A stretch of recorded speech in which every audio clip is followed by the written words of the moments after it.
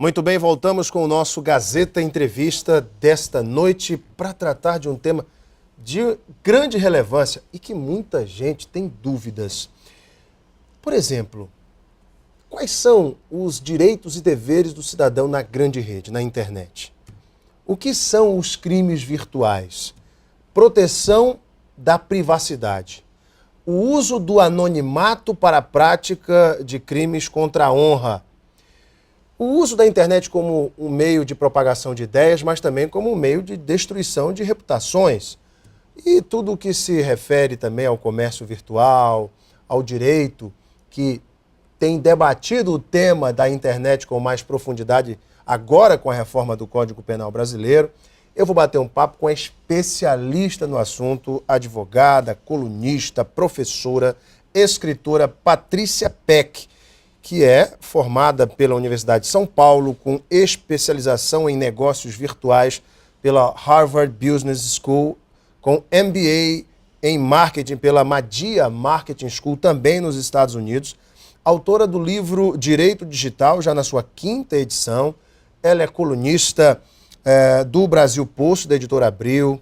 Enfim, a Patrícia está aqui no estado, a convite do Ministério Público do Acre, para proferir a palestra Segurança Virtual, Cuidados com o Uso da Internet, E-mail e Redes Sociais. Na verdade, é um grande debate sobre o uso da internet. Patrícia, muito boa noite. Boa noite, Alan. Tudo Obrigada. bem? Tudo. Primeira coisa que eu quero te perguntar, por que é tão difícil no Brasil se criar uma legislação específica para a internet? Olha, Alan, acho que não é só no Brasil. No mundo a gente está vivendo essa mudança de comportamento.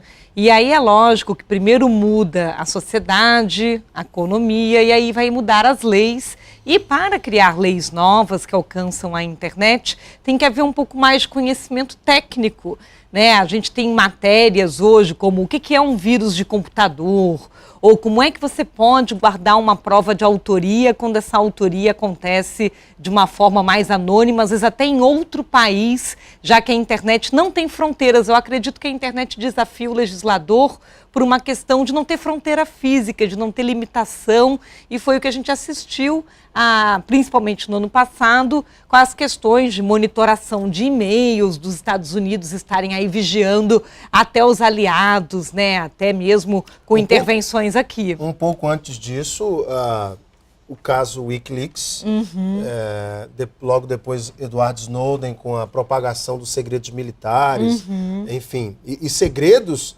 da relação dos Estados Unidos e dos países mais ricos do mundo com seus aliados, enfim. Como é que você avalia isso, Patrícia?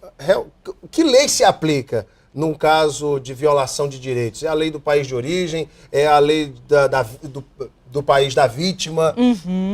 O Marco Civil tratou, por exemplo, nesse ponto, aprovado pela Câmara, ainda em discussão no Senado, de que vai aplicar a lei brasileira sempre que envolver dados de brasileiros ou uma das partes estiver no Brasil. Foi colocado dessa forma e não deixa de ser um princípio aí para ordenamento jurídico. Mas a grande discussão sempre é a eficácia, né? Se uma parte que você quer que cumpra uma ordem judicial está em outro país, é lógico que gera uma morosidade, uma demora maior, mesmo você entrando no Brasil, para daí fazer com que aquela autoridade estrangeira cumpra com o que se quer. Isso a gente vê hoje com remoção de conteúdo. Ainda mais em ano de eleições, sabe que hoje é comum. Alguém cria perfil falso, publica materiais de outra pessoa. E muitas vezes publica materiais falsos, para denegrir a imagem de um político, por exemplo. Exatamente, né? E colocar aquela imagem com uma exposição maior e, às vezes, porque está na internet, todo mundo acha que é verdade. A gente está sofrendo um pouco com essa questão de credibilidade de fonte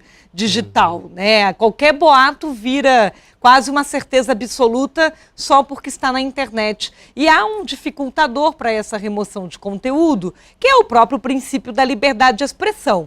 E que também o nosso Marco Civil prestigiou a liberdade de expressão em detrimento da proteção da honra e da reputação, quando disse que só vai remover conteúdo sem ordem judicial se tiver relacionado a um nude menor, né, a uma exposição pornográfica de adultos que não tenham autorizado aquela publicação, ou a questão de direitos autorais, ou seja, a imagem nossa comum, se não tiver com nu, peladinho, vai ser mais difícil de tirar o conteúdo na internet. Olha só, talvez essa questão do nu foi mais pela pressão causada pela atriz Carolina Dickmann. Se criou a lei Carolina Dickmann de proteção da privacidade. Como é que você viu esse aspecto? Então, nós discutimos por mais de 10 anos uma melhoria para que a gente pudesse atualizar os crimes e eles conseguissem ser mais rigorosos quando acontecem na internet, porque geram maior dano, né? Tem mais alcance. E foi o que muitos países fizeram. A França, a Itália, a Alemanha foram atualizando sua lei penal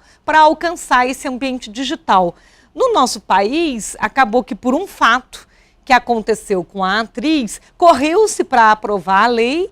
E depois de tanto de discussão, tivemos 4 artigos. O principal é o crime de invasão, mas ele exige um comportamento da vítima. Ele diz que eu só posso invadir um dispositivo que esteja protegido por um mecanismo de segurança, que é uma senha. Então, todo mundo aí tem que colocar senha no celular, tem que colocar senha no tablet, no pendrive, porque se não tiver uma proteção, não é invasão. E aí isso já gera um dificultador. Os legisladores entendem assim, se não houver o cuidado do proprietário daquele equipamento ou de um pendrive, por exemplo, de colocar a senha, então não configura invasão, porque está ali... Não configura invasão, pelo menos o crime. Até que o uso não autorizado daquele conteúdo pode gerar aí uma repercussão civil, um pedido de indenização.